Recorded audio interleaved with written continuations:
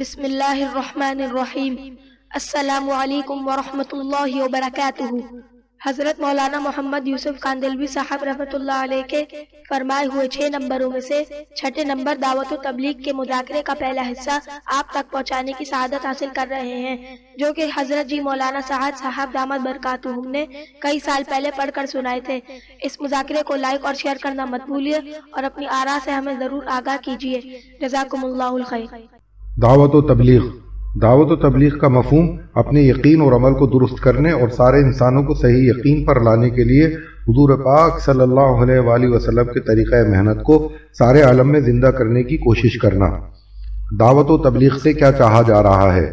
اس محنت کو اپنی ذمہ داری سمجھتے ہوئے کام کے عالمی تقاضوں کو اپنی جان اور اپنے مال کے ساتھ پورا کرنا۔ اس نمبر کی حقیقت ہمیں حاصل ہو جائے، اس کے لیے بھی 3 محنتیں کرنی ہیں: 1 دعوت، 2 مشق، 3 دعا۔ میرے دوستو، عزیز و بزرگوں، آج امت میں کسی حد تک انفرادی اعمال کا رواج ہے، یعنی اعمال کی شکل تو ہے پر حقیقت نکلی ہوئی ہے، اس لیے کہ امت اپنا سرمایہ جو اللہ کے فضل سے ملا ہے، یہ اپنے ایمان، نماز، علم، ذکر، اخلاص اور دعوت کی ذمہ داری جو اسے ملی تھی، یہ امت اپنے اس سرمایہ کو لیے بیٹھی ہے، جس کی وجہ سے امت کی اکثریت میں کفر اور شرک، امت کی اکثریت میں فسق و فجور، امت کی اکثریت میں جہالت، غفلت، بد اخلاقی، دکھاوا اور چیزوں اور شکلوں پر محنت کرنے میں ایسا پھنسی ہوئی ہے کہ امت اپنی ذمہ داری سے ہاتھ دھو بیٹھی، جس محنت کے کرنے پر خود اس کو ایمان اور اعمال کی حقیقت سے نوازا جاتا اور دوسروں کی ہدایت ملنے کا یہ سبب بنتی۔ میرے دوستو، حضور پاک صلی اللہ علیہ وآلہ وسلم کے ختم نبوت کے صدقے اور طفیل میں اسے دعوت والی محنت ملی ہوئی ہے، جس محنت کے کرنے پر انسانیت اپنے بنانے والے اور اپنے پالنے والے کو پہچان کر اس سے اپنا تعلق جوڑنے کے لیے بے قرار اور بے چین رہتی تھی، صحابہ کرام رضوان اللہ تعالیٰ اجمعین کی طرح۔ اس لیے انبیاء علیہم صلاۃ والسلام کی طرز پر اپنی جان اور مال کو جھونک دینا اور جن میں محنت کرنا ہے ان سے کسی چیز کی طلب نہ کرنا، اس کے لیے ہجرت بھی کرنا اور نصرت بھی کرنا۔ جو زمین والوں پر رحم کرتا ہے، آسمان والا اس پر رحم کرتا ہے۔ جو دوسروں کا تعلق اللہ سے جوڑنے کے لیے ایمان اور اعمال صالحہ کی محنت کرے گا، اللہ جل شانہ اس کو سب سے پہلے ایمان اور اعمال صالحہ کی حقیقتوں سے نواز کر اپنا تعلق عطا فرمائیں گے۔ اس راستے میں ایک صبح یا ایک شام کا نکلنا پوری دنیا اور جو کچھ اس دنیا میں ہے ان سب سے بہتر ہے۔ اس راستے میں ہر مال کے خرچ پر اور اللہ کے ہر ذکر اور تسبیح اور ہر نماز کا بھاؤ 7 لاکھ ہو جاتا ہے۔ میرے دوستو بزرگوں، اس راستے میں محنت کرنے والوں کی دعائیں بنی اسرائیل کے نبیوں کی دعاؤں کی طرح قبول ہوتی ہیں، یعنی جس طرح ان کی دعاؤں پر اللہ رب العزت نے ظاہر کے خلاف اپنے قدرت کو استعمال فرما کر نبیوں اور ان کی قوموں کو کامیاب کر کے دکھلایا ہے اور ان کے باطل خاکوں کو توڑ پھوڑ کر تہس نہس کر کے دکھلایا ہے، اسی طرح اس محنت کے کرنے والوں کی دعاؤں پر اللہ پاک ظاہر کے خلاف اپنی قدرت کے مظاہرے کر کے دکھلائیں گے۔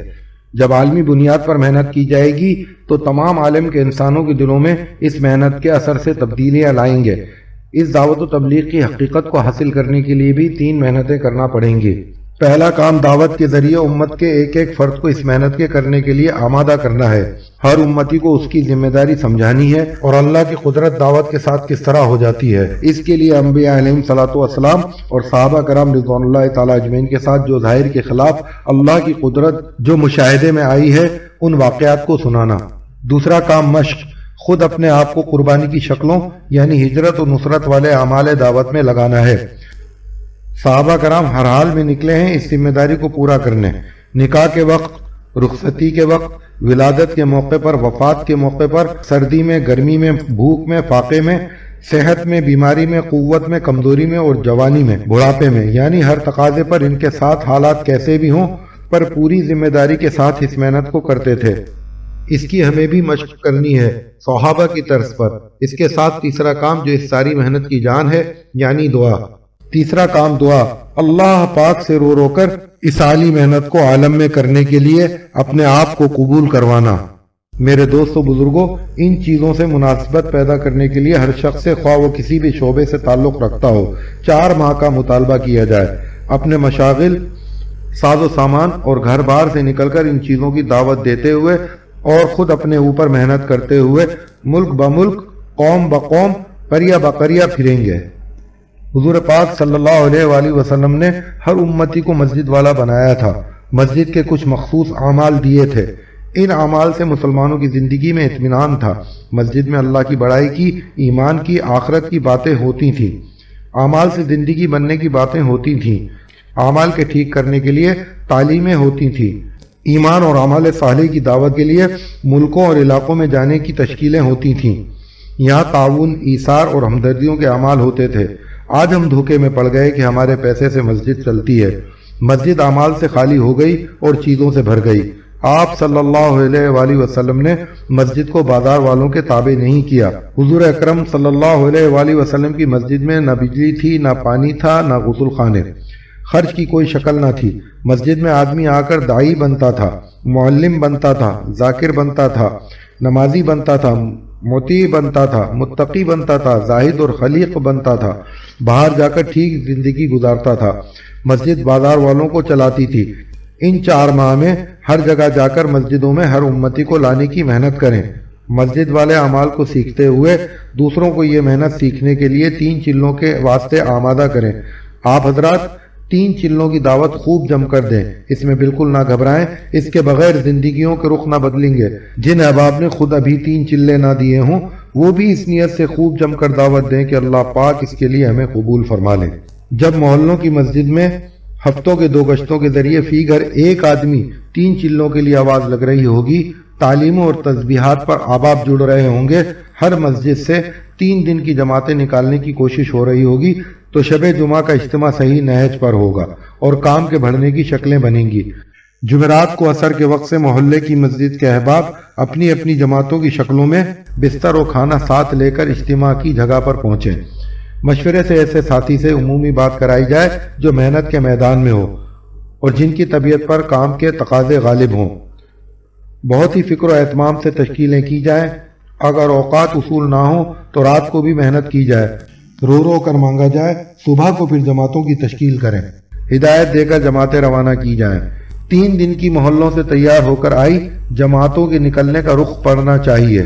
اگر شب جمعہ میں خدا نخواستہ سب تقاضے پورے نہ ہو سکیں تو سارے ہفتے اپنے محلوں میں پھر اس کے لیے کوشش کی جائے اور آئندہ شب جمعہ میں محلوں سے تقاضوں کے لیے لوگوں کو تیار کر کے لایا جائے۔ میرے دوستو، آج محنت ایمان کے بنانے سے ہٹی ہوئی ہے۔ آج دنیا محنت کا میدان بنی ہوئی ہے کہ چیزیں بنا لو تو کامیاب ہو جاؤ گے، اور اللہ تعالیٰ فرما رہے ہیں کہ کلمہ بنا لو کامیاب ہو جاؤ۔ قد افلح المؤمنون، کہ ایمان والے 100% کامیاب ہو گئے۔ اس وقت 2 محنتیں دنیا میں ہو رہی ہیں، ایک محنت نبیوں والی اور ایک محنت نبیوں کے خلاف۔ نبیوں والی محنت کیا ہے؟ یوں کہے کہ انبیاء علیہم صلاۃ والسلام والی محنت یہ ہے کہ جتنے حالات آویں ان کو اعمال سے حل کراؤ، اعمال سے بدلو۔ اور دنیا کی جو محنت ہے کہ جتنے حالات آوے ان کو چیزوں سے بدلو، کہ خوف آ رہا ہے تو ہتھیار بناؤ، بیماری آ رہی ہے تو دوائیں بناؤ۔ یہ انسان اتنا بے عقل اور اتنا ناداں ہے کہ چھوٹی چھوٹی چیزیں بنا کر اللہ تعالیٰ کے بڑے بڑے نظام سے ٹکر لے رہا ہے کہ ہم نے حالات کا انتظام کر لیا۔ میرے دوستو بزرگوں، جو اللہ تعالیٰ کو نہیں پہچانتے وہ یہ چھوٹے چھوٹے نقشے بنا کر ان حالات سے بیچارے بچنا چاہتے ہیں کہ ان حالات کو روکنے کا انتظام کر لیا، کیونکہ یہ اللہ تعالیٰ کے غیبی نظام سے بیچارہ غافل ہے۔ اور پھر جب حالات بگڑتے ہیں تو پھر یہ ان حالات کی نسبت چیزوں کی طرف کرتا ہے۔ یہ چیزوں کی طرف نسبت کرنا بے ایمانی کی بنیاد ہے کہ زلزلے آئیں گے تو یوں کہے گا کہ ماہر ارضی کو پکڑو، یعنی زمین کے ماہرین سے پتہ کرو کہ یہ زلزلے کیوں آئے۔ اور قحط سالی سوکھا آوے گی تو یوں کہے گا کہ سائنس والوں سے پوچھو کہ سوکھا کیوں پڑا۔ اور بیماری آوے گی تو یوں کہے گا کہ وزیر صحت سے پوچھو کہ یہ بیماری کیسے آئی۔ اور اگر ایمان ہوتا تو یوں کہتا کہ زلزلے جب آیا کرتے ہیں جب زنا ہوا کرتا ہے، اور سوکھا قحط سالی جب آیا کرتا ہے جب تاجر ناپ تول میں کمی کرتے ہیں۔ اگر ایمان ہوتا تو ان حالات کو اپنی بدعمالیوں سے جوڑتا، لیکن ایمان نہیں ہے، اس لیے حالات کو حالات سے جوڑ رہا ہے اور حالات کو چیزوں سے جوڑ رہا ہے۔ میرے دوست و بزرگوں، حالات کا چیزوں سے کوئی تعلق نہیں ہے، کہیں سے کہیں تک بھی چیزوں سے کوئی تعلق نہیں ہے، نہ ایسا کبھی ہوا ہے نہ کبھی ہوگا۔ اللہ تعالیٰ نے بڑے بڑے نقشے والوں کے نقشے توڑے ہیں۔ جو نقشے آج موجود ہیں وہ قوم سبا میں باغات کے نقشے، وہ قوم سمود میں کارخانوں کے نقشے، قوم نوح میں اکثریت کے نقشے، اللہ تعالیٰ نے وہ سارے نقشے پہلے توڑے ہیں۔ قرآن ان سارے نقشوں کے ٹوٹنے اور ان کے غرق ہونے اور ان کو زمین میں دھسنے، ان کی بستیوں کو آسمان پر اٹھا کر لے جا کر پلٹنے، ان سارے واقعات سے قرآن بھرا ہوا ہے۔ اللہ تعالیٰ نے کبھی فیصلہ نہیں کیا چیزوں پر اور ملک و مال پر، بلکہ اللہ نے جو خیر کا فیصلہ کیا ہے، فلاح یا کامیابی کا فیصلہ کیا ہے، وہ فیصلہ انسان کے جسم سے نکلنے والے ایمان والے اعمال پر کیا ہے کہ اگر اللہ تعالیٰ سے اپنی مرضی کے مطابق فیصلے نازل کرانا چاہتے ہو تو اللہ کی رضا کے مطابق اپنے جسم سے ایمان والے اعمال کو ظاہر کرو، پھر اس کے مطابق فیصلے ہوں گے۔ لیکن یہ انسان اپنی آنکھوں پر اسباب کی پٹی باندھ کر اس طرح چلتا ہے کہ جتنے اس کے حالات بگڑتے ہیں یہ چیزوں پر محنت کو بڑھا دیتا ہے کہ تجارت میں حالات آئے تو تجارت کی محنت کو بڑھائے گا، اور زمینداری پر حالات آئے تو زمینداری کی محنت بڑھائے گا، اور ملازمت پر حالات آئیں گے تو یوں کہے گا کہ اس سے اچھی کوئی نوکری تلاش کر لوں، تو حال کو حال سے بدلنا چاہے گا اور اس میں چلتا رہے گا اور آگے بڑھتا رہے گا، یہاں تک کہ آگے بڑھتے بڑھتے یہ وہاں پہنچ جائے گا جہاں سے واپسی کا وقت نہیں ہے۔ اللہ تعالیٰ نے اس کو قرآن پاک میں خوب بیان کیا ہے۔ قرآن کہ جو اپنے اعمالوں کو برباد کر لیتے ہیں، اللہ کی ذات عالی کو نہ پہچاننے کی وجہ سے ان کی محنت، ان کی مشقت وہ ساری بیکار جاتی ہے۔ میرے دوستو بزرگوں، ہر محنت کرنے والا کامیاب نہیں ہے۔ محنت دنیا میں بہت ہو رہی ہے، لیکن ہر محنت کرنے والا کامیاب نہیں ہے۔ وہ محنت کرنے والا کامیاب ہے جس کی محنت انبیاء علیہ الصلوۃ والسلام کی محنت سے میل کھاتی ہو۔ حل اتاک حدیث الغاشیہ وجوہ یومئذ خاشیہ۔ قرآن اللہ تعالیٰ پوچھ رہے ہیں حضور پاک صلی اللہ علیہ وآلہ وسلم سے کہ اے نبی جی، آپ کو معلوم ہے کہ ایک آدمی بہت محنت کرنے والا اور اس کے چہرے پر اس کی محنت کے آثار کہ چہرہ اس کا تھکا ہوا، لیکن یہ اپنی ساری محنت کے باوجود جہنم کے اندر ڈالا جائے گا۔ محنت ہو، صحیح ہو، انشاءاللہ مقبول ہوگی۔ جن کی محنت صحیح راستے سے ہٹی ہوئی لگی، اللہ تعالیٰ کے یہاں صحیح جس کو اسلام کہا گیا ہے کہ مدینے والوں جیسا اسلام کہ جو اس کے علاوہ لے کر آئے گا اللہ تعالیٰ کے یہاں قبول نہیں ہوگا، چاہے جتنا اپنے آپ کو تھکایا ہو۔ اس لیے محنت کے شروع کرنے سے پہلے محنت کی صحیح تحقیق دنیا سے جانے سے پہلے ہو جائے، ورنہ محنتیں کرنے والے اپنی محنتوں کا نقصان یا دنیا میں دیکھ لیں گے یا آخرت میں دیکھیں گے۔ جہاں محنت کے صحیح کرنے کا وقت نہیں ہوگا وہاں ان کی محنتوں کو دکھلایا جائے کہ یہ تمہاری محنت ہے۔ اس وقت امت اپنی ملازمت، اپنی تجارت، اپنی کاشتکاری، ہر اعتبار سے امت خسارے میں پڑی ہوئی ہے۔ یہ بات نہیں کہ اعمال سے صرف آخرت بنتی ہو، بلکہ اللہ تعالیٰ اعمال پر نقد دنیا بناتے ہیں اور آخرت ادھار۔ قرآن کہ ہم ایمان اور اعمال صالحہ پر دنیا بناتے ہیں ان کی کہ خوشگوار زندگی گزارو۔ آج تو سارا عالم اس غلط فہمی کے اندر ہے کہ جو ہتھیار بنا لے وہ کامیاب، جو اس سے بڑا بم بنا لے وہ اس سے بڑا کامیاب۔ کیسی عقل ماری گئی اور کیسی الٹی سوچ ہے۔ اگر یوں کہتا سارا عالم کی کوئی ضرورت نہیں ہتھیار بنانے کی، انسان اگر انسان بن کر جیے تو ہتھیار کس کے لیے بناوے گا؟ آج غلط محنتوں کی وجہوں سے ایک دوسرے کو مارنے کے لیے، ایک دوسرے کو نیچا دکھانے کے لیے اس پر محنت ہو رہی ہے، اور جو ان محنتوں میں لگے ہوئے ہیں وہ اپنی کامیابی کا نعرہ لگا رہے ہیں کہ ہم کامیاب ہو گئے۔ یوں کہیں کہ یہ انسان اگر خود اپنے آپ کو بنا لے اور پھر اسے ہتھیار کی ضرورت پیش آ جائے تو اللہ درخت کی ٹہنی کو تلوار بنا دے، جیسے احد میں عبداللہ بن جہش رضی اللہ تعالیٰ عنہ کی ٹہنی کو تلوار بنایا ہے کہ جب ضرورت پیش آئے گی تب دیکھی جائے گی، تو اپنے آپ کو بنا لے، سارا نظام عمل تیرے لیے پابند کر دیں گے، تیرے لیے مسخر کر دیں گے۔ اس لیے میرے دوستو بزرگوں، محنت صحیح رخ کی ہو۔ محنتیں بہت ہو رہی ہیں اور ہر ایک کو دعویٰ ہے کہ ہماری محنت صحیح ہے۔ غلط محنت کرنے والوں کو اپنی محنت پر دعویٰ ہے کہ ہم جو کر رہے ہیں صحیح کر رہے ہیں۔ میرے دوستو، قرآن بالکل واضح ہے۔ ذالک الکتاب لا ریب فیہ، قرآن اس کتاب میں کوئی شک نہیں ہے۔ اس کتاب میں لکھا ہوا ہے کنتم خیر امۃ اخرجت للناس تأمرون بالمعروف وتنہون عن المنکر وتؤمنون باللہ۔ قرآن اللہ تعالیٰ صاف صاف بتلا رہے ہیں کہ تم سب سے بہترین امت ہو۔ کس لیے بھیجے گئے ہو دنیا میں؟ اللہ نے تمہیں کیوں بنایا ہے؟ اللہ نے دنیا میں تمہیں کیوں بھیجا ہے؟ تمہارے بھیجے جانے کا کیا مقصد ہے؟ تأمرون بالمعروف وتنہون عن المنکر وتؤمنون باللہ۔ قرآن کہ تمہیں لوگوں کی نفع رسانی کے لیے بھیجا گیا ہے۔ وہ کیا فائدہ ہے کہ ہم کپڑا بنا رہے ہیں، ہم ہتھیار بنا رہے ہیں، ہم دوائیں بنا رہے ہیں، ہم بھی تو لوگوں کو فائدہ پہنچا رہے ہیں، کہ کسی سے کہو کہ آ جاؤ گشت کر لیں تو کہتا ہے کہ میاں کیا ہم دکان پر کام نہیں کر رہے ہیں؟ میاں ذرا 4 مہینے لگا لو تو کہتے ہیں کہ ہم کام نہیں کر رہے ہیں۔ کیا ہم بیکار ہیں؟ کیا اسی کو کام کہتے ہیں کہ میری ذات سے فائدہ انسان کو پہنچ جائے؟ میرے دوستو بزرگوں، اس میں تو انسان ہونا بھی شرط نہیں ہے، اتنا فائدہ تو جانور سے بھی پہنچتا ہے، اور پھر یہ انسان بھی ریٹائرڈ ہو جاتا ہے۔ جیسے جانور ریٹائرڈ ہوتا ہے کہ دودھ دینے والے جانور کو قصائی کے حوالے کیا کہ لو جی تم اس کو کاٹو۔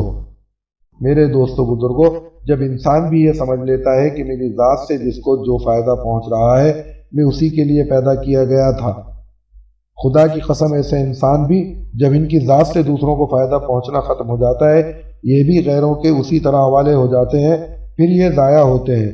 میرے دوستو بزرگوں، ہمیں اپنے سرمایے کو جو اللہ کی طرف سے ملا ہوا ہے اس کو نبیوں والی محنت پر استعمال کرنا ہے۔ وہ کیا محنت ہے؟ وہ محنت ہے تأمرون بالمعروف وتنہون عن المنکر وتؤمنون باللہ، قرآن، بھلائی کا حکم کرنا، برائی سے روکنا، اور اللہ کی ذات پر یقین رکھنا۔ صرف علم نہیں کہ ہاں اللہ کی ذات کے بارے میں معلوم ہے، یہ اس امت کا کام ہے، یہ اس امت کا مقصد حیات ہے، اسی کام کے لیے اس امت کو بھیجا گیا ہے۔ لیکن یہ جو دعوت و تبلیغ کا کام ہو رہا ہے، ابھی ہماری اس کام کے بارے میں مختلف رائے ہیں، مختلف خیالات ہیں۔ کوئی یوں کہتا ہے کہ بھلا کام ہے، اچھے لوگ ہیں، تو دوستو بھلائی کے کام تو بہت سے ہیں کہ چاہے تبلیغ کر لو یا کسی یتیم کے سر پر ہاتھ پھیر دو، یہ بھی بھلائی کا کام ہے۔ کسی ننگے کو کپڑا پہنا دو، یہ بھی بھلائی کا کام ہے۔ کسی بھوکے کو کھانا کھلا دو، یتیم خانے بنوا دو، مسجد بنا دو، یہ بھی بھلائی کے کام ہیں۔ بھلائی کے کام تو بہت سے ہیں کرنے کے۔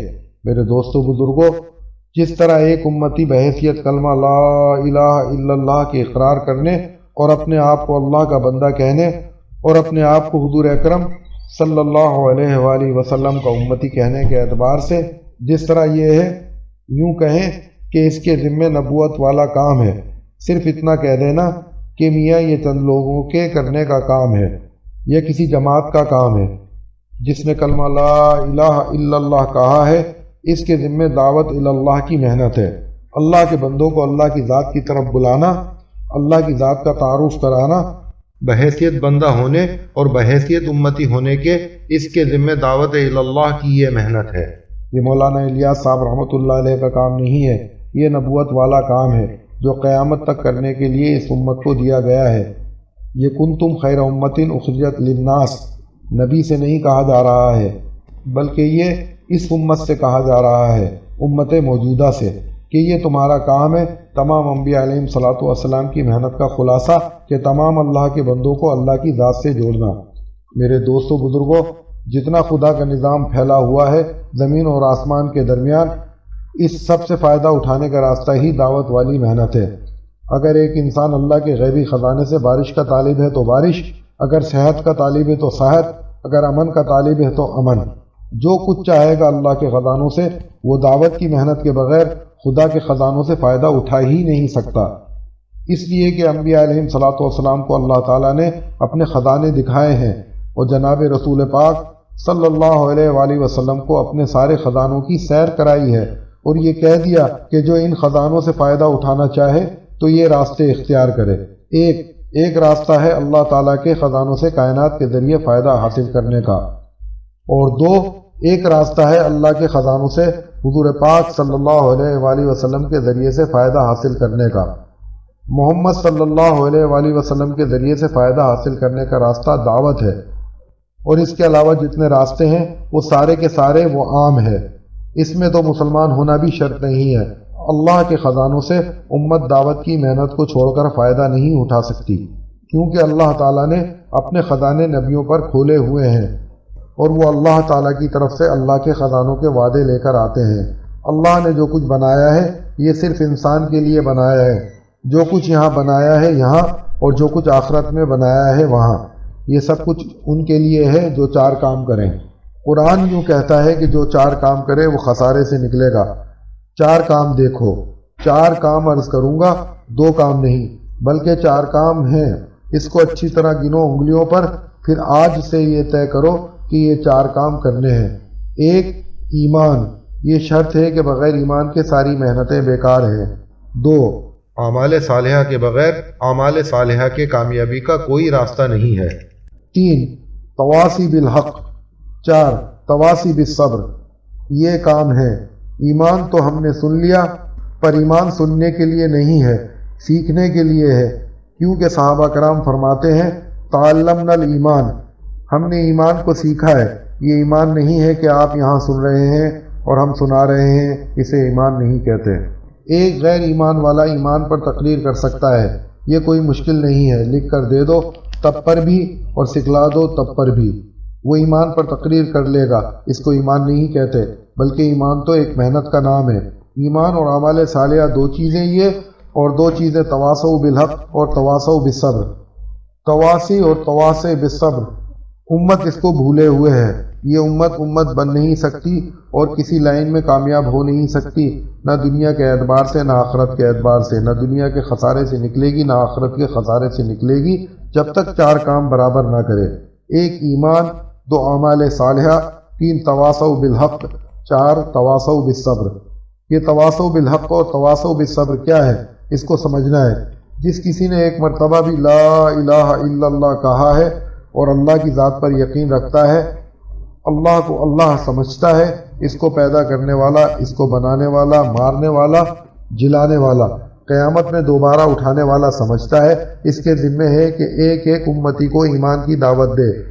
یہ ہے تواصوا بالحق۔ قرآن صاف صاف کہہ رہا ہے، ہماری بات نہیں ہے، یہ قرآن کی بات ہے جس پر ہم سب ایمان لائے ہیں۔ قرآن کہتا ہے کہ خسارے سے تب نکلو گے جب ایمان اور اعمال صالحہ کے ساتھ جب تواصوا بالحق ہوگا، کہ ایک ایک امتی کو ایمان پر لاؤ۔ وہ کیسے؟ کہ وہ تاجروں سے جا کر یہ کہے گا کہ تجارت میں نفع نہیں، نفع اللہ کی ذات میں ہے، نفع اللہ نے اپنی قدرت میں رکھا ہے۔ کاشتکار سے کہے گا کہ زمین میں فصل نہیں ہوتی، فصل اللہ کے اگانے سے اگتی ہے۔ حاکم سے یہ کہے کہ تیری حکومت سے کچھ نہیں ہوتا۔ امن کا تعلق اللہ کی ذات سے ہے، حفاظت کا تعلق اللہ کی ذات سے ہے۔ زندگی اور موت، تو موت تم جہاں بھی ہوگے وہاں پر تمہیں روک لے گی۔ تم اپنی حفاظت کے نقشوں میں حفاظت نہیں کر سکتے، تم اپنی مالداری کے نقشے میں پل نہیں سکتے، تم اپنی صحت کے نقشوں میں بیماری سے نجات نہیں پا سکتے۔ کہ ایک ایک امتی کے پاس جا کر اللہ کی ذات عالی کا تعارف کرانا، کہ اللہ کے دھیان کے ساتھ چلنا اور اللہ کی ذات سے ہونے کے یقین پر لانا۔ ابھی تو میرے دوستو بزرگوں، جتنا اللہ کی کبریائی کو بولا جا رہا ہے، یہ تو عملوں میں بولا جا رہا ہے۔ 1 کہ نماز پڑھی اللہ اکبر کہہ دیا، 2 اور سورہ فاتحہ پڑھی تو الحمدللہ رب العالمین کہہ دیا، اور اہدنا الصراط المستقیم کہہ دیا۔ یہ نماز میں بولا جانا محنت نہیں ہے، محنت الگ چیز ہے، عمل الگ چیز ہے۔ محنت سے عمل زندہ ہوں گے۔ 1 اہدنا الصراط المستقیم کا عمل ہے جو نماز میں ہے، اور 1 اس کی محنت ہے جو نماز سے باہر ہے۔ 1 ایاک نعبد و ایاک نستعین کا عمل ہے، 1 ایاک نستعین کی محنت ہے۔ میں عرض کر رہا ہوں محنت کو۔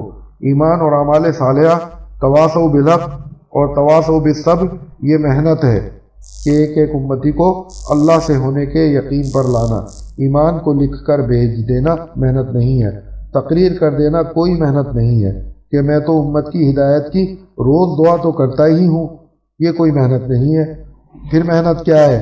کہ محنت اسے کہتے ہیں کہ یہ نبیوں کی طرح ایک ایک کے پاس جاوے اور ان سے اللہ کی ذات کا تعارف کروائیں، جس طرح جناب محمد رسول اللہ صلی اللہ علیہ وآلہ وسلم ایک ایک کے پاس جاتے تھے کہ میرا ساتھ کون دے گا، مجھے کون ٹھکانہ دے گا، میری کون رہبری کرے گا۔ ایک ایک قبیلے پر، ایک ایک دکان پر، اور مکے میں جو نمائش لگتی تھی حج کے موقع پر، ایک ایک کے پاس جاتے اور اللہ کی ذات عالی کا تعارف کراتے۔ یہ کام ہے ہمارا۔ امت اللہ کو بھولی ہوئی ہے، ان میں سے ایک ایک کے پاس جا کر اللہ کی ذات کا تعارف کرانا، یہ محنت ہے۔ ایسا کرنے کو محنت کہتے ہیں۔ اس تعارف پر جو اللہ کی ذات عالی کو پہچانے گا اور سمجھے گا اور اللہ کی ذات پر ایمان لاوے گا اور اللہ کے غیر سے نہ ہونے کا یقین جو اس کے دل میں اترے گا، تب اس کے اعمال بنیں گے۔ سب سے پہلی ذمہ داری امت پر تواصوا بالحق کی ہے کہ ایک ایک امتی کو ایمان پر لاؤ اور ایک ایک امتی کو تواصوا بالصبر، صبر پر لاؤ، یعنی احکام پر لاؤ، یعنی ایمان کی دعوت اور اعمال کی دعوت۔ یہ 2 کام کرنے ہوں گے ہر امتی کو، 2 کام دوسروں کے لیے، تواصوا بالحق و تواصوا بالصبر۔ दो काम अपने लिए ईमान और आमाल सालिहा, दो काम इसके ذاتی کہ ہر ایک کا ایمان بن رہا ہو اور ہر ایک کے اعمال بن رہے ہوں، اور دو کاموں کی اس پر پوری امت کی ذمہ داری۔ امت اس ذمہ داری سے ہاتھ دھو بیٹھی ہے۔ میری نماز، میرا روزہ، میری زکوٰۃ، میرا حج، میرے معاملات، میرا اخلاص، میرا معاشرہ، میری قوم، میری قابلیت۔ میرے دوستو، خدا کی قسم امت کا اس بنیاد پر سوچنا بھی جرم ہے۔ اس کو تو اس کی اجازت بھی نہیں ہے کہ یہ ملک کی یا قبیلے کی یا صرف اپنی بستی اور اپنے شہر کی بنیاد پر یا صوبے کی بنیاد پر یہ سوچے۔ اس کو تو اس کی اجازت ہی نہیں ہے، بلکہ جناب محمد الرسول اللہ صلی اللہ علیہ وآلہ وسلم کے یہاں تو سہیل رومی، بلال حبشی، یعنی کوئی کالا، کوئی گورا، کوئی سرخ، کوئی مٹیالہ، کوئی کسی زبان کا، کوئی قبیلے کا، آپ صلی اللہ علیہ وآلہ وسلم سے تو دعوت دینے کا اللہ تعالیٰ نے ایسا نظم بنوایا کہ اتر کر ہرا سے سوئے قوم آیا اور ایک نسخہ کیمیا ساتھ لایا۔ وہ نسخہ کیمیا کیا تھا؟ یوں کہیں کہ وہ نسخہ کیمیا یہ تھا کہ امت کو ایسا کام دیا ہے کہ امت ہمیشہ اس کیمیائی نسخے سے فائدہ اٹھاتی رہے۔ اور وہ کیا صورت بنی کہ جس وقت آپ غار ہرا سے تشریف لائے، یعنی جس وقت اللہ کی طرف سے نبوت کی ذمہ داری آپ پر ڈالی گئی، آپ پر پہلے ہی دن امت کی تینوں قسموں کو آپ کے سامنے پیش کر دیا گیا۔ دعوت دینے کے لیے پوری امت، انسانیت انہی تین قسموں پر مشتمل ہے، ایک مرد، دو عورت، تین بچہ۔ ساری دنیا میں انسانیت کی یہی تین قسمیں ہیں۔ صرف جس وقت جناب رسول پاک صلی اللہ علیہ وآلہ وسلم ہرا سے تشریف لائے، امت کی طرف آپ نے بائیک وقت تینوں کو دعوت دی ہے۔ عورت، مرد اور بچہ تینوں ایک ساتھ جمع ہو گئے۔ ایک مردوں میں ابو بکر صدیق رضی اللہ تعالیٰ عنہ، دو عورتوں میں حضرت خدیجہ الکبریٰ رضی اللہ تعالیٰ عنہ، اور تین بچوں میں علی ابن طالب رضی اللہ تعالیٰ عنہ۔ ان تینوں کو آپ نے بوقت ایک دعوت دی، یہ نہیں کہ بچوں کو بعد میں اور بڑوں کو پہلے، یا مردوں کو پہلے دی ہو اور عورتوں کو بعد میں۔ تینوں کو بوقت ایک دعوت دی ہے، امت کو تقسیم نہیں کیا ہے۔ یہ آپ کا پہلا دن ہے۔ اور آخری دن جب آپ دنیا سے تشریف لے جا رہے تھے، حضرت اسامہ کے لشکر کی روانگی یہ بتلا رہی ہے کہ کام امت کے حوالے کر کے جا رہے ہیں۔ جس وقت آپ دنیا سے تشریف لے جا رہے تھے، آپ نے امت کو تین چیزیں دی ہیں، اور تینوں چیزوں میں آپ نے امت کو سب کچھ دے دیا۔ حقوق العباد اور دعوت کی عظیم ذمہ داری جو نبیوں سے نبیوں میں ہر زمانے میں منتقل ہو رہی تھی، یہ نور نبوت اور یہ نور ہدایت اور یہ دعوت کی ذمہ داری اور یہ دین کی امانت جو نبیوں سے نبیوں میں منتقل ہو رہی تھی۔ ایک نبی جاتا، دوسرے نبی کام کرنے کے لیے آ جاتے، پھر وہ جاتے، ان کے بعد تیسرے نبی آ جاتے، کہ نبیوں سے نبیوں میں منتقل ہو رہی تھی دعوت۔ الانجا آخر المرسلین، یہاں تک کہ جناب رسول اکرم صلی اللہ علیہ وآلہ وسلم تشریف لے آئے، پھر آپ سے دعوت کی محنت 100% امت کی طرف منتقل ہوئی کہ جو کام نبوت کا وہی کام امت کا۔ تو جب آپ دنیا سے تشریف لے جا رہے تھے، اس وقت آپ امت کو تین حکم دے کر دنیا سے تشریف لے گئے ہیں، اور ان تینوں چیزوں کے اندر جناب رسول اللہ صلی اللہ علیہ وآلہ وسلم نے حقوق اللہ، حقوق العباد اور دعوت کی محنت، یہ تینوں چیزیں آپ نے امت کو سونپی ہیں۔ ایک الصلاۃ، دو وما ملکت ایمانکم، تین انفروا جیش اسامہ۔ یہ تین باتیں آپ سے ثابت ہیں کہ آپ وفات کے وقت یہ تین باتیں فرما گئے۔ ایک الصلاۃ، نماز کو لازم قرار دے لو، جس میں نماز نہیں اس کا اسلام میں کوئی حصہ نہیں۔ اس میں سارے حقوق اللہ آ گئے کہ یہ حقوق اللہ کی جڑ ہیں، بنیاد ہے۔ اور دو وما ملکت ایمانکم، تمہارے ہاتھ تلے جو بھی ہے، کہ تم حاکم ہو تو محکوم کی ذمہ داری تم پر، تم باپ ہو تو بچوں کی ذمہ داری تم پر، تم شوہر ہو تو بیوی کی ذمہ داری تم پر، تم امیر ہو تو جماعت کی ذمہ داری تم پر، تم استاد ہو تو شاگرد کی ذمہ داری تم پر، تم پیر ہو تو مریدوں کی ذمہ داری تم پر۔ جو بھی تمہارے ہاتھ تلے ہے، اس کا حق، اور اس کا سب سے پہلا حق کیا ہے کہ اس کو اللہ کی ذات سے جوڑنا۔ جو اللہ کو نہیں پہچانے گا وہ کسی چیز کو بھی نہیں پہچان سکے گا۔ ان دو لفظوں میں یعنی الصلاۃ اور وما ملکت ایمانکم نے اپنے تمام حقوق اللہ اور تمام حقوق العباد امت کو بتلائے۔ اور تیسرا انفروا جیش اسامہ، حضرت اسامہ کے لشکر کی روانگی، جس کا جھنڈا آپ نے اپنے کپکپاتے ہاتھوں سے باندھا تھا کہ میری وفات سے متاثر ہو کر کہیں کام سے بیٹھ نہ جانا، اس لیے اسامہ کے لشکر کو روانہ کر دو۔ آپ سکرات میں اور آپ کو اسامہ کے لشکر کا تقاضا۔ میرے دوستوں بزرگوں، میں یہ عرض کرنا چاہ رہا ہوں کہ امت کو آپ ذمہ داری دے کر دنیا سے تشریف لے گئے ہیں، یہ کام کسی ایک جماعت کا نہیں، تم میں سے ہر ایک ذمہ دار ہے اور ہر ایک سے اس کے ماتحت کے بارے میں پوچھا جاوے گا کہ میری نماز اور میرا روزہ، میرے اعمال صالحہ میں تو اپنی ذات سے کر ہی رہا ہوں۔ یہ عام بات پھیلی ہوئی ہے امت میں کہ میاں ہم نماز تو پڑھتے ہی ہیں۔ امت یوں سمجھ رہی ہے کہ یہ تبلیغ کا کام اس لیے ہے کہ جو نمازی نہیں ہے وہ نماز پڑھنے لگے۔ ارے یہ بات نہیں ہے، بلکہ بات یہ ہے اگر تو اپنی نماز پڑھتا ہے تو تجھے بھی نماز کی حقیقت تب ہی ملے گی جب تو دوسروں کو انبیاء اور صحابہ والی نماز کی دعوت دے گا۔ نماز کی حقیقت تک نماز کی دعوت سے پہنچے گا، کلمے کی حقیقت تک کلمے کی دعوت سے پہنچے گا، علم ذکر کی حقیقت تک اس کی دعوت سے پہنچے گا، اکرام اخلاص اور دعوت کی حقیقت تک ان کی دعوت سے پہنچے گا۔ انفرادی مسئلہ نہیں ہے، مسئلہ اجتماعی ہے۔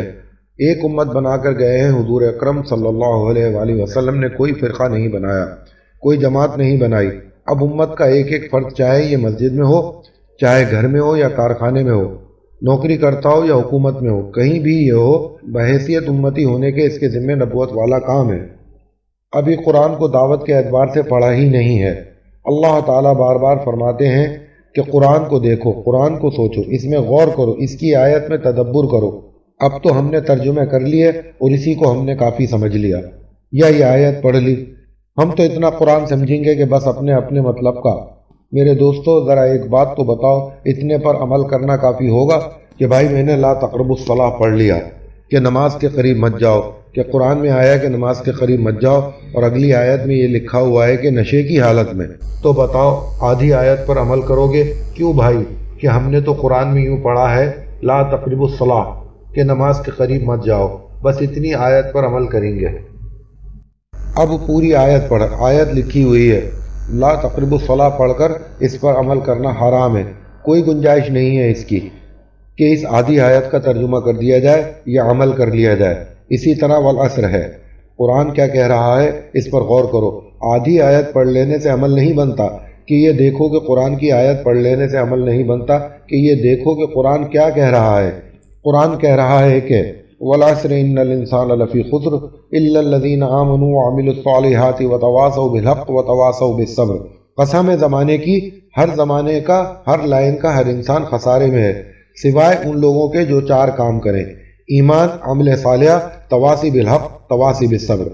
مفتی شیخ صاحب مفتی اعظم، ان کی تو بہت مشہور تفسیر ہے معارف القرآن، اس میں ساری امت کو والعصر میں ذمہ داری جو بتلا رہے ہیں کہ خسارے سے نقصان بچنے کا اور خسارے سے نکلنے کا۔ قرآن کا نسخہ چار چیزوں سے مرکب ہے خسارے سے نکلنے کا۔ یہ نسخہ قرآن کا نسخہ ہے، کسی حکیم کا نسخہ نہیں ہے۔ اصل علیم الحکیم یعنی اللہ تعالیٰ خود یہ نسخہ بتلا رہے ہیں: ایک ایمان، دو اعمال صالحہ، تین تواصی بالحق، چار تواصی بالصبر۔ یوں فرماتے ہیں جو ان چاروں میں سے تین پر عمل کرے یا دو پر عمل کرے یا کسی ایک پر عمل کرے تو وہ خسارے سے نہ نکلے گا بلکہ چاروں کام کرنے والا خسارے سے نکلے گا۔ اور آگے یوں فرمایا کہ اس امت کے لیے صرف اپنی ذات کے بارے میں سوچنا خسارے سے نکلنے کے لیے کافی نہیں ہے۔ یہی نہیں، اس سے آگے کی بات لکھی ہے مفتی صاحب نے، دھیان سے سنو اسے، کہ جب اللہ تعالیٰ نے نجات حاصل کرنے کے لیے اور خسارے سے نکلنے کے لیے چار چیزیں بتلائی ہیں تو جو آدمی صرف اپنے ایمان اور اعمال صالحہ کی فکر کرے اور دوسروں کو ایمان پر لانے اور اعمال پر لانے کی محنت نہ کرے تو صاف صاف لکھا ہے کہ اس آدمی نے اپنی نجات کا دروازہ بند کر لیا۔